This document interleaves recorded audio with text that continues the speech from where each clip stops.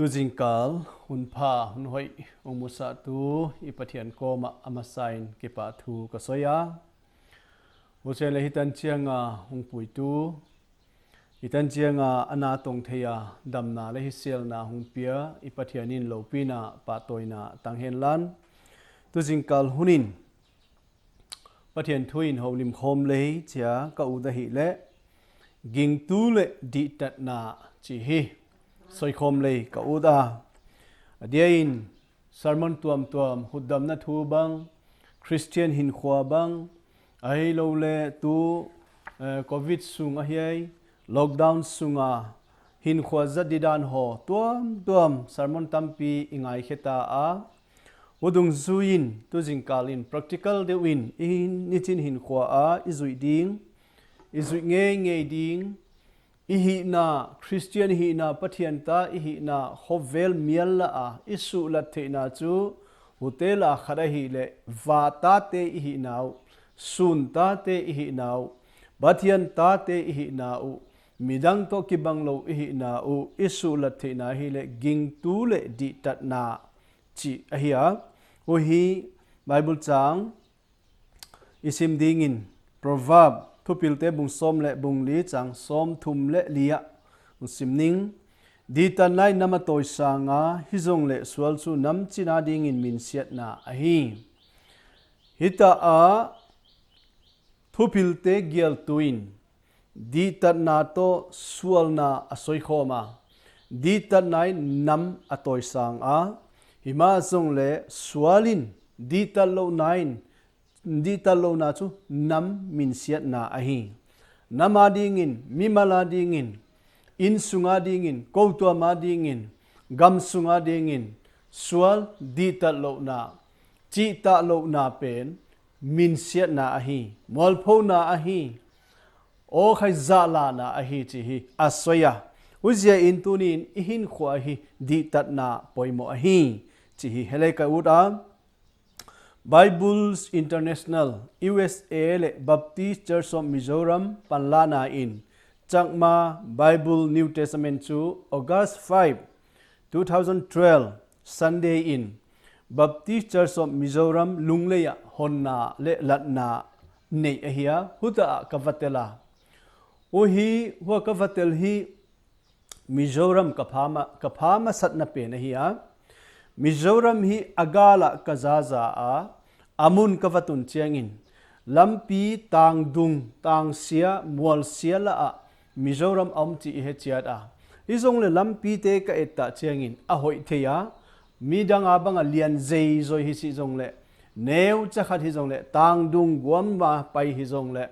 adi tat naw hutea akilanga alampi te amasai na kilang masa a ani na a government in ahi lo le bahai lampi inum te lampi government silte adi tanaw akilanga guest house government guest house katungwa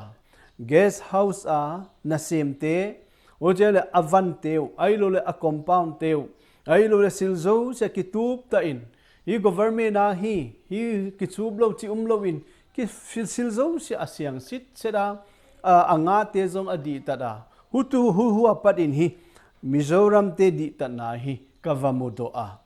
abon na hoi bukim lo dingu hi zong le Christian ahi naw asula naw hi alampi te o khai government silte apu adan te aid kol dan te wa mu thein oma uziain Mizoram ten di tana angai sangwa ahi naw pathianta Christian ahi naw atoi sang o hi chi hi mu thein auma thupi ka sa ka ngai sang ahi tu jingkal hunin athai in di tat na poimo dan Bible dung zuin enin midi tat chu wang pia in aum hi azia chu olal pa nangman midi tat chu na wang pia dinga dei sa na in ama chu phobangin na suwa ding hi Psalm number 5 chang somle ni na a midi tat te suan chu wang pia in aum ding hi sumle hausat na chu a ina aum dinga adi tat na chu kum tuang in aum ding hi Psalm zale somle ni chang ni to chang thuma มิดิตัดอินสุงอะโกตัมปีเอามาฮิจงเลมิกิโลสุมมุนาจูบวยนาอะฮีโปรวาบุงสมเลบุงาจังกุบะอุจยอินมิโซรัมไอโลเลอะกอยอามิมัลอะอินสุงฮิตาเลหังมิดิตัดอินสุงวางเปียอินอมดิงอะฮีบัตยันกวลโซลนาบัตยานาปตาวางเปียนาบัตยานาปตาหัมพัดนาบัตยานาปตาสุมเลไปนิจินินอิโฮลาอิเดียมูอิอุดอะฮีอิซงเลหัวมูนาดิงอินดีตัดนาปอยโมอะฮีมิดีตัดเตสวนจูมิดีตัดเตจูอามาดัมสุงินจงอสวนอปาอินจงวางเปียอินอมดิงไอินสุงะฮาวสัตนาอมดิงอีไบเบิลอินจีอาฮูดิงอินตูนีอินบัตยันกวลโซลนาบัตยันอาปดาหัมพัดนาอิตันูไตเลดีตัดนาปอยโมอะฮีหูฮิอาลัมปีอะฮีจิตูนินเฮนีอินทะกีลัดนาขณะกวัตเตลขาว่ากวัตเตลไลอินสุรปายฮิจินงสอยโปรแกรมอากิปัตมาอุนสุรปายหุนังลาตัวนี้อินเฮียอินในเตอินในป้าไอโลเลอตาเตโกมาอดิงสากะหุนกปัตมาอินสิลขัดกังตงดิงหินว่ากังดดโจเจียงเลนักขุตุนัตุงดิงหินนัตุนเทไวเลกับโปรแกรมกสุนจมดิงหินนัตุนเทโลไวเลกับโปรแกรมฮิตาอเบฮิเดียฮีอาจารย์หัวบังเฮยองสอยใจฮีเลฮีอินโลปีตาไม่นาลัมวาฮีอินโลปีตาไม่อโครลาเบอินาลัมุจิกะเฮียกังกิปาปีฮิซงเลฮีอินนาลัมนาวะเนกูตากูไม่ไทยตะกะเตียดิงไอโลเลมีตันดิงนั่นเลเฮวาฮีอินนัสาวาอหิเลนักตุงตุงุน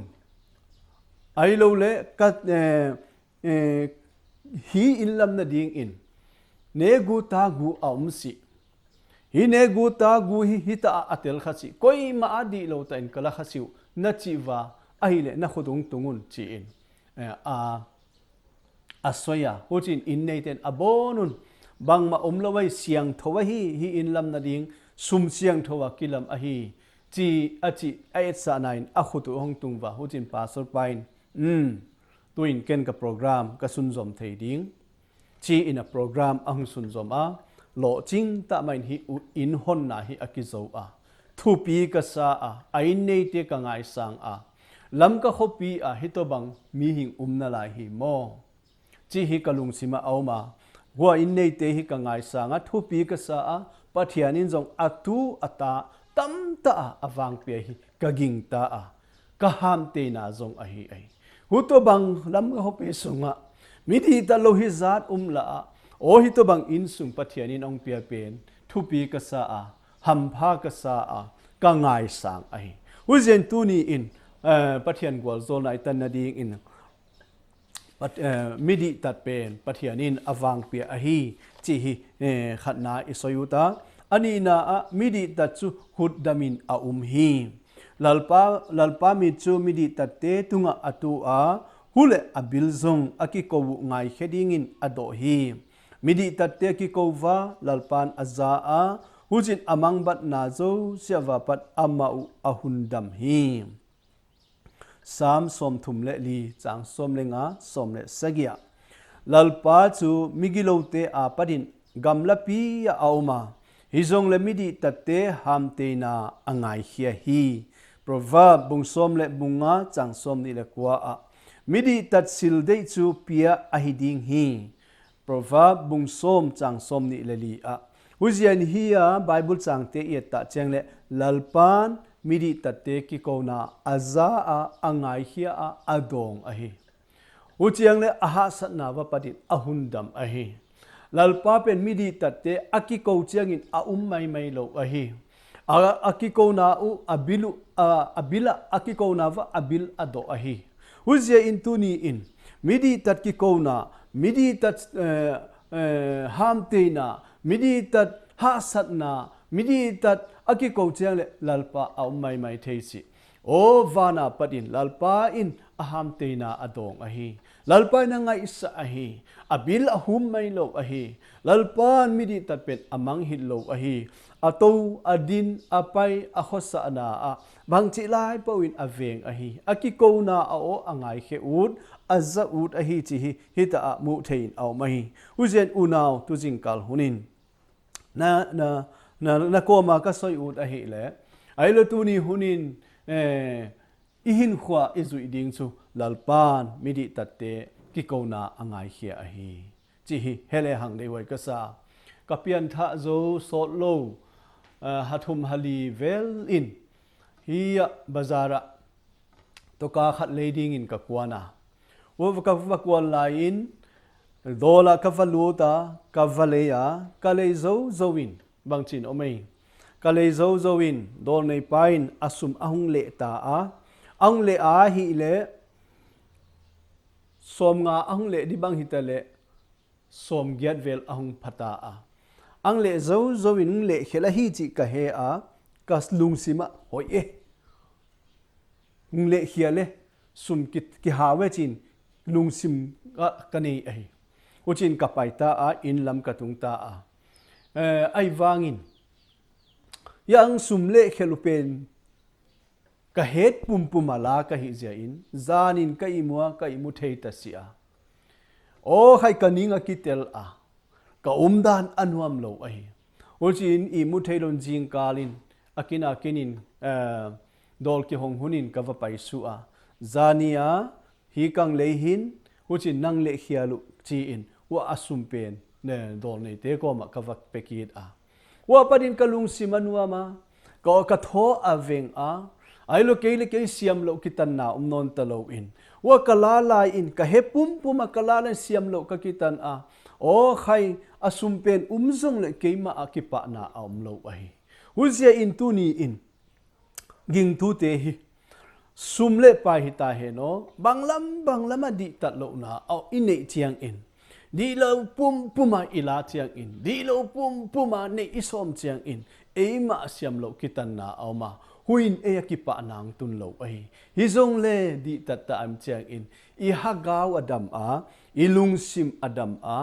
i hin khwa i hamdan i khoheidan i umdan te hi anuam ai uzen di tat na o na nei chiang in ka nei chiang in di tat ta hin khwa ka zat chiang in ka hin khwa pen anuam ai mi ading hilo ke ading na e ading ma anuam ai e ma dam i hi chi hi tuni in i he ding in de hu sa huzia in hu to bang te lalpa akipa a lalpan i ham te na lalpan iki ko na angai khia a hi chi hi ni na ka sayuta athum na a midi tat chu kipa in aum hi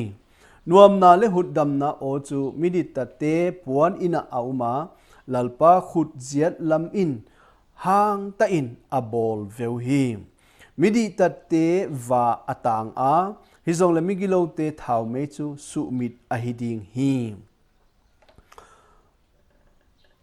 ni na a midi tat te hut damin aum chi soya tun midi tat te akipa in aumo midi tate nuamin aumo midi tate atai u midi tate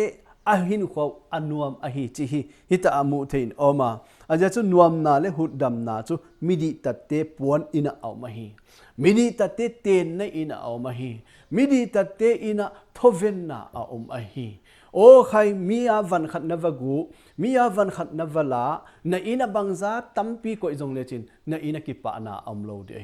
izong le di tatta a na in sunga silnin na in sunga silki da huai koya khat na vala koya khat na vagu koya khat ba khat di lo ta na bol am chiang le na in sunga jong ki pa na am thei si dinga nang ma jong ki pa na am thei si dinga tai jong na tai thei lo ding ai izong le o di tatta a namu di tatta a nani om ta changin nakipa na lian di nakipa na thoveng di hi a hi chi hi tuni in isoi ut kit a University of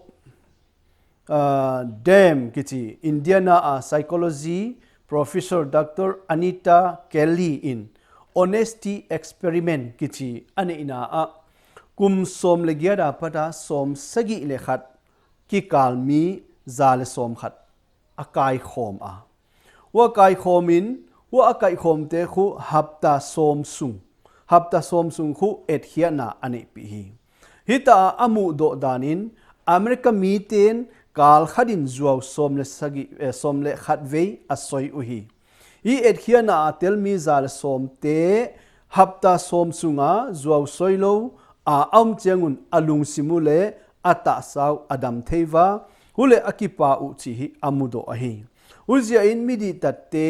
จูจวาวเลนาลาอากำตัดโลเซียอุนฮุเลอามาวาเซียมโลกิตันนา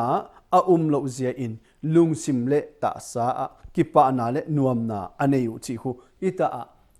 ดรเคลลี่อินอามูโดอามุนตัวมาอิโคซามุนตัวมาเนอิฮอลมุนตัวมานาอิเซมอิวาสุนาไอโลเลอินาโตนาไอโลเลอิโฮนาไอโลเลอิกัมตัดนาไอโลมุนตัวมาไม่จูฮุติยาฮิดีตัดโลตาสุมจงมูเทดีตัดโลตาบาขจงเนเทฮุเตไออินเนตาเจียงอินดีตัดโลนั้นนาอาเซปตาเจียงกิปานามเลยจงเลคอยมุนนาอิมนาอิดีตัดตาเจียงฮูหางจงกิหางสันินเอมาจงบาเฮียเสียมโลกิตันนาเสียมโลกิตันนาโลวินฮุเจียงเอมากิปานามาฮีฮิอาเตคุมนี่ฮับตาสมไอเอ็ดเฮียสุงาคูคอยมาโฮโลไอตาเจียงอุนไอโลเลดีโลตาวกำตังเทโลไอตาจะมุนขดากิคุ้มโคมไอตาเจียงอุนฮุสุงาจุบังมาเสียงไอตัวโลไอตาเจียงอุนอหินขัวเป็นอุนัสตากิเฮงจีฮีอามุสวดานไอตัวนี้จงอหินขัวอินิเตงเนฮอลนาเอกัมตัดนาโอ้ใครอิดานเตไอโลเลอิสุมมุดานเตไอโลอินาโตดานเตไอโลอิกัมตัดดานเตฮุเตดิตัดนาอัมตาเจียงินเอมากิปานาเอามาฮีเอมาอนบนาเอามาฮีเอมาไตนาเอามาฮีจีฮีอิไบเบิลินอังฮิลาอุเจอินอุนาวเตตุจิงกาลฮุนินอัทอินเอมากิปานาอมนาดิงอินไตนาอมนาดิงอินดิตัดตาอินหินขวาอิจังดิงไอมิดิตัดโลเตเป็นมิดิตัดโลเตดิงอินกิปานาอมสิอิสายอินจีไอโลมิกิโลเตดิงกิปานาอมโล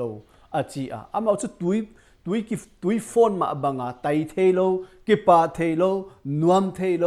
อันนี้อัลลัมจุบาจะขัดไม่เทฮิจงเลหุเตอินอสุงละมากิปานาเป็นเสียมโลกิตันนาเป็นนหินขวาก็หินขวาโอ้อสุงละมาเสียมโลกิตันนาอมเจียงกิปานาตาอมเทโลไว้วิเสียเสียมโลกิตันนามโลละดีงาดีตัดง่ายดีตัดตาสิลบอลง่ายฮีจีฮี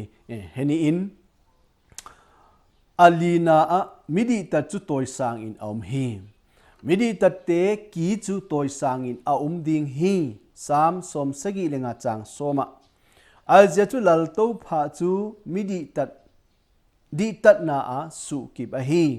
proverb บุงสมเลกุบจังสมเลนี้สมนิเลงาจังคอยปกดีตัดนาเลขตัวนาเดลินหินนาบังจะนาบังอมุดิงฮีดีตัดนาเลขตัวนาเดลินหินนาบังจะนาบังอมุดิงมิดิตัดกีจูตัวสังอินอมดิงดีตัดนาอินโปรโมชั่นอังเปเทดีตัดโลนาอินโอ้ใครเกียนิยมนาดินมุนปัดักไปเขียนาอมเทอุเจียอินตูนีอินบางลำอิเสบนาอินาโตนาออฟฟิศาร์นะฮีฮิซงเลนดีตัดโลวาฮีเลตูนีอเลียนเป็นคู่อันเอวเป็นตุนเทฮิซงเลนดีตัดได้เลยอันเอวเป็นฮิซงเลนอเลียนเป็นตุนเทอุเจียนตูนีอุนาวเตอมิดิตัดจูตัวสังอินอมดิงมิดิตัดจูโอ้ใครอเลียนเดียวดิงมิดิตัดจูโอ้ใครอสังตุนเดียวดิงอีไบเบิลินจีตัวนี้อินดิตัดนาฮิปอยโมฮินาลอมตัวนี้กดินมุนเป็นปอยโมเป็นฮิโลอินไอวางตัวนี้กดินมุนเป็นอันยมเลอสานฮิโลอินกดิตัดนาปอยโมฮีกดิตัดนากะดานเป็นปอยโมฮีจีฮีตัวนี้เฮนีอินดิลฮีกำไลอินนุงาขดินคอมพานีขดนาเซมาว่าเซมนาฮีอามาเฟลไอตาเชียงอินไอเลคอมพานีเป็นอินชาร์จอิติเดย์ว่าตาอันนี้นูอินอามาฮีชิลบังคิมเอ็นคอลตุอินอากอยไอเลหัวอากอยลาอินบางงุมตายใจเลนี่ขัดฮี avan zua teu bang zakhat anamang ta anaman phedin company nei penin ai lo le a manager chi mo ai lo le anei tu pa penin hia ain kol nui hi amuang mo ta nasata main atai nasata main bai hei suina anita ai asala ai lo le nakizen si ai lo le na huchi na khachi chi in hi asal ta ai atom na in ang sui va hi le avanu chu asui peru ain phiat pa upain bangza khat anagu ko amang teng teng anala manga hi ai lo anagu manga hi chi hi ang mu do ta wa ang mu do phedun company nei nuwa ha nei pa pen akiswang la ma maya zani khatvenia huwa atai nu pen khatvenia asal nu pen ango nu pen ngo khia la hi chi a het phedin akota ngai damangen ngai damangen ngai damin kabol khial achi ai le khat noi hi alung tha top di ka hi ito banga nahungo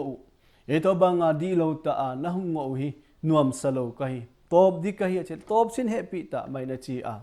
top na man jong manager nui na nget phedin ama jong hi alo khu double phialin asupung wa ochin nasata main ama pen hi akai sang ta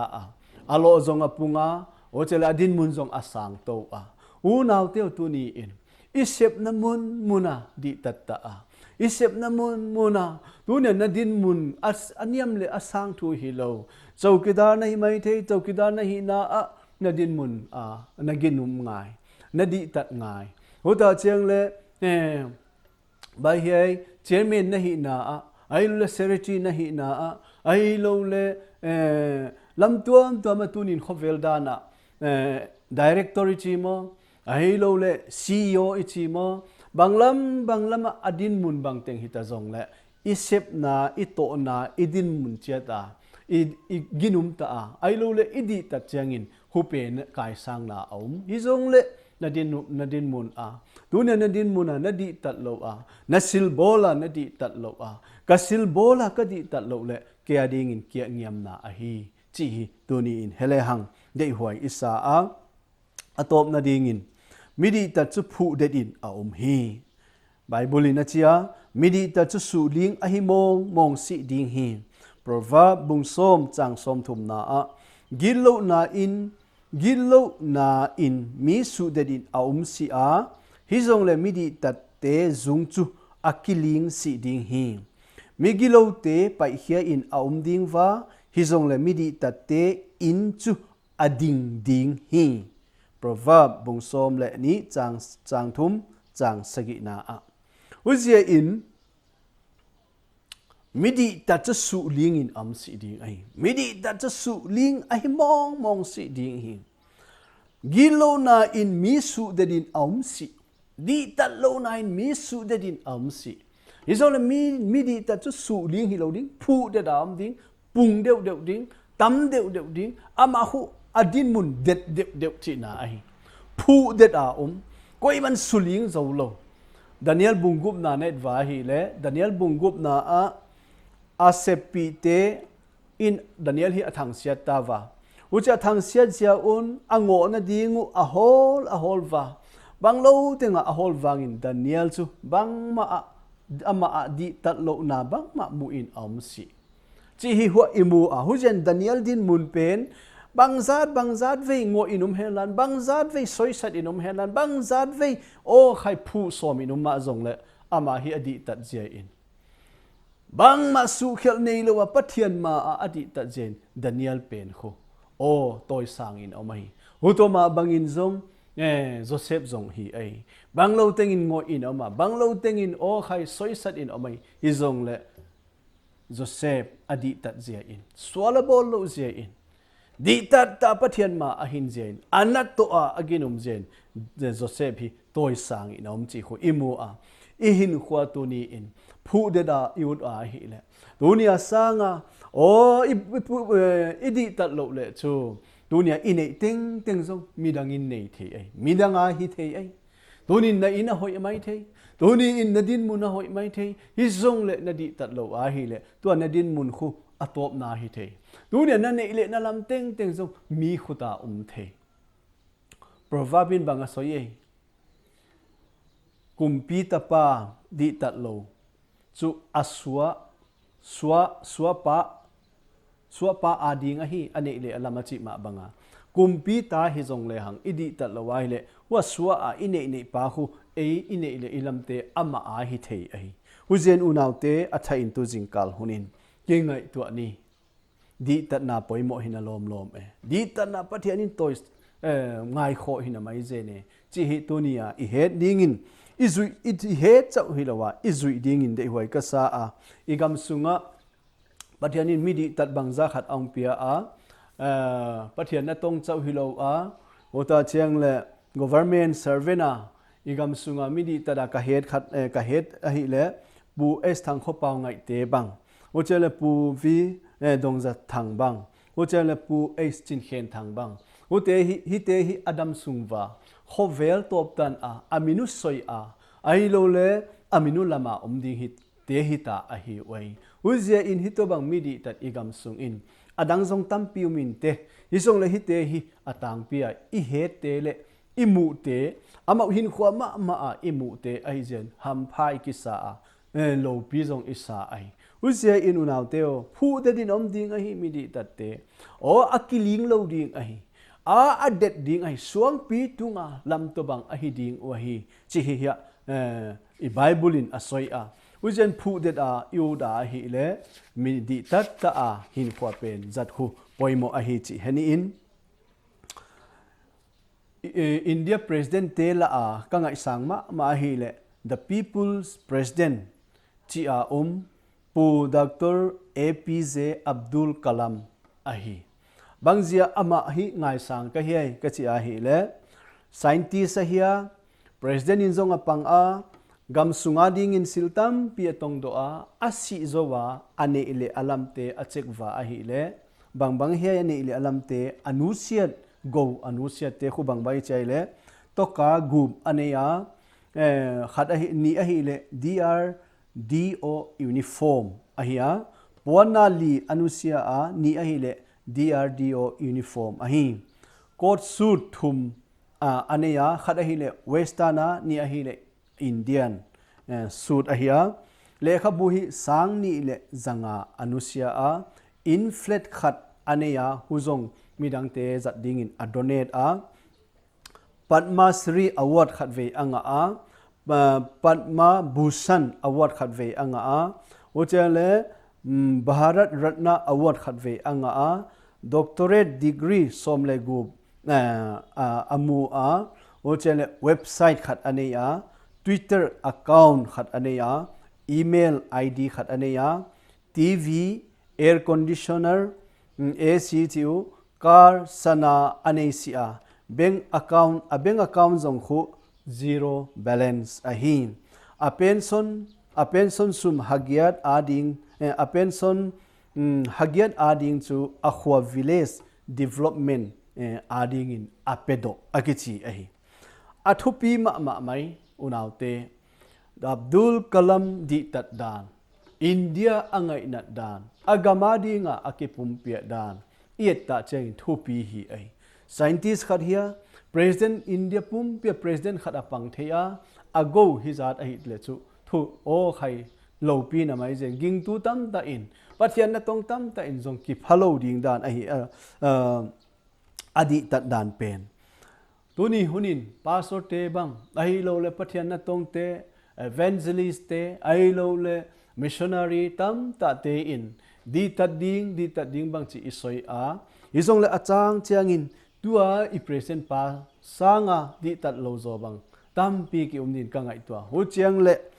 I det obat na sanjong adi a gel ngam lo bang za khat ki umahi hu zia in I det obat gel dana ngai lo le I pension ding to ke sai banga zong di tat lo wa bang za khat hi ki ummo ai chu hu te tan pha a di tat na ngai a hi aneu alian chi umlo a di tat ta hin khwa zat pen tuni na chang chiang in o khai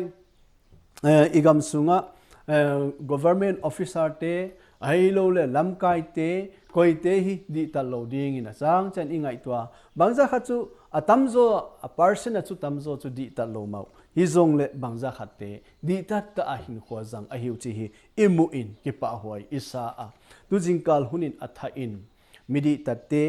o khai toy sang in au ma hi midi ta te phu det in au ma hi midi ta te a ki pa na au ma hi midi ta te a nuam na au ma hi midi ta te o khai toy sang in au ma hi chi i bible in ang soi a uzia in atha in di tat na ngai sang tha ni di tat na toy sang ni i hin khwa a ine hol na a khol banglam isep na a di tat ta in na sem le hang dunya sweeper na hi mai the ai lo le chokidar i mai the ai lo le pion i hi the ai lo le banglam na isep na a na din mun pe na poimo hi lo na di tat na pen na hin khwa na ki phu det na afu a na di tat phole lalpan hung nu selo ding a hi hu a hi tu ni na poimo na testimony a hi a poimo ka testimony a hi a poimo ka din mun asang le asan lo ai lo kan nei le kalam atam le atom thu hi lo na di tat na ka testimony ka hin khwa pen poimo na hin khwa pen poimo a hi uzien atha in tu jingkal hunin unaw hi sermon ngai khe tu zo se te in di tan la hi poimo na lom nidang in new lai in lamka kum som thum wal ka teng ta a o khai mi di tat le di tat lo nidang lai nuam sama ma mai khwa pho lo hi zong le tu nia a in alo mu dinga non ta lo tam ta ta a hi lam ka khosung mai mu thein a hi unaw tu ni in na office tu ni in na ga na to na na la mai the ai lo na la thei mai the nan mu thei mai the koi man bang ma soi lo mai the na nga ding a hi koi ma ading in soi sin koi ya khat ading ngai to sin na nga ding ai na la ta ma di lo ta na hi tam phot ma le nang na tung gi dia hi zong le na di tat phot le na tung na ma na awa ding a na nga ding na tu na ta dia hoi zo a hi chi hi he in la the ta ai lo le mu the ta cha gam ting so a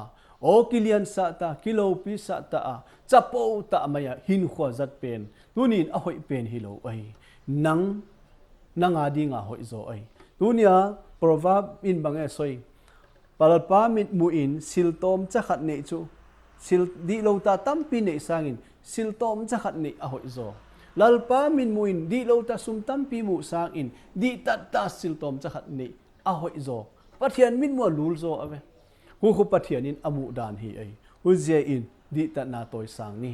inam toy sang ni in sung toy sang ni igam sung toy sang ni lampi ki bolte a hi lo le bang lo teng soi ding hi dei tam pi om di hi zong le hu te pen tunin soi da ni hi zong le di ta na pen lal pan bang to banga soi a hi azui te ham phadi nga aki het mo bolte pen awang se di hi ai tunin chu ham pha ki samai them te tunin chu che thei zong ki samai them te hi zong le anex sa di nga mi lo di ai anex di nga amau akap tu hi de hi i bible in bang soi o khai adam sungin zong hi te azar azo man si ding midi ta lo ten chi chu ama adam sung ma azong azar zo man lo de hi wa amu alam te pe na chi ma bangin tuni in nang le ken u atu son te ai lo khang son te khol na in i hin khwa tom chakhat idat sung in ki pa ta tai ta lung sim thoveng ta hin khwa thoveng ta ai zat the na ding in di ta na inamin in sungin imi malin itoi sang dinga uchin pathian lo pi na jesu christ pathian ta te hi na igam sunga ahung kilang dinga mi hung pai dinga mi hung lut dinga igam sung te in sung ai lo le i khosa dan te kilom na pathian lo pi na kilang ding a hi chi hi tu jing kala ka soi u da hi adia in tu lai covid zia in lockdown zia in khovel hin khwa aha sa a wa aha sat lai ta a di tat ta agam tang te pen mi ham pha hi di hi zong le hi ha sat na tu lai ta chance la a mu the teng mu a kai khom the teng kai khom som a bang lo teng bol te a khonung ta chiang in tu lockdown zo chiang in hovelong hoi chiang in hi te hi ham phadina sa vai le wang se zo di hi ai hi zong le tunia hi to bang hun ha sa a pathian to anakiton a di tat ta a midang te pan pi a midang te hoina dinga midang te o khai pan pi thei tenga ana pan pi a ana dom sang te pen ni khan ni ta chengin lal pan nu se lo ding ai hi hun ha sa a di tat na hi i toy sang dingu hi hun ha sa a midang te i pan pi dingu hi hun ha sa a ma ni masial na ana sem lo in o khai di tat tain hin khote i jang ding wa hi chi tu jing kala ka soi ut a ya lal pan a thu isoi khelte ngai dam helan alo pin ding ai soi khate athain tan chada ding gol zon helan pathian ma kun ni hingjing ka pathian limdang theilo lalpa tuni jingkal hun hoi ta hun phata mai nang manang mu sa nang tan sa a ka hin naw nang ke bit sa a tu jingkal hun te mu thei dong thei tang theina la ya olalpa na hung puizen na ko ma ki pa thu kam soi him kahin khwawa lalpa ni chin hun china di tat ta a siang tho ta a gam tang te aham pha a ima zong le lalpa di tat lo na a zo le nal a lalpa na tong tu te hinang man na he a namu a asil bol teng tenguna khuda lalpa na ma kilang ve huzia in ute na nga de ki da huwa e jen zong le di tat ta a lalpa hin khwa zang te nang man na ki pa pi a ona toy sang a aham te naw na ngai khia a na phut det a abe mang dingun na de sia lalpa atu khang ata khang tana lalpa na umpi a hi chi ka hedun na ko ma ki pa thu kang soi hute zui thei ding in ung pan pi in ung suhat in angai khe tu chau asoi tu chau hilo azui tu te hi thei chia ting in ung pui ta in chin namin wa ka chila na te ngai dam ding in kalalpa jesu christ min na ko ma kam thum hi amen.